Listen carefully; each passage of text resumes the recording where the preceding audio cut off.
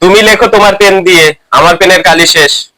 আজকের আমি তোমার কোনো অঙ্ক কিছুই করাতে পারবো না। কেন আঙ্কেল, কি হলো? আজকের অঙ্ক করান না আঙ্কেল? একটা শিক্ষক দিবসের দিন তোমার আঙ্কেলের জন্য একটা পেন নিয়ে আসতে পারোনি? আমি সেই 1 মাস ধরে পেন কিনছি না, ভাবলাম তোমরা পেন দেবে, সেই পেন দিয়ে তোমাদের অঙ্ক করাবো। তোমাদের কোনো মায়া দয়া নেই?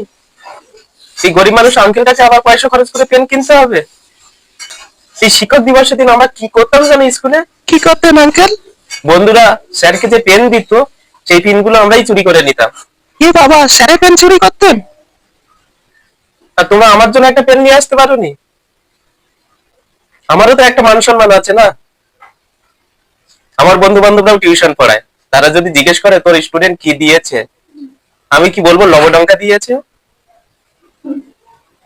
অন্তত 3 টাকা দিয়ে একটা পেন নিয়ে আসতে পারতে। আমার মনটা খুব খারাপ হয়ে গেল। এখানে আমার বেশি কষ্ট যে তোমাদের মতো স্টুডেন্টকে পড়াই, যে আমাকে ভালোবেসে একটা পেন তোমরা গিফট দিতে পারছো না এই টিচার্স ডেতে। সামনের বছর 2টো পেন কিনে দেবো। এই শিক্ষক দিবস মানে কি বুঝতে পারছো? তোমরা আমাকে খাওয়াবে, আমি এসে বসবো, আজকে শুধু পড়াবো না, আমার সামনে মিষ্টি থালা থাকবে। সারা বছর তোমাদের যে শিক্ষাদান করেছি, সব ছাত্র বন্ধু খুলে খুলে যে শিক্ষাদান করেছি তোমাদেরকে। হ্যাঁ বলো।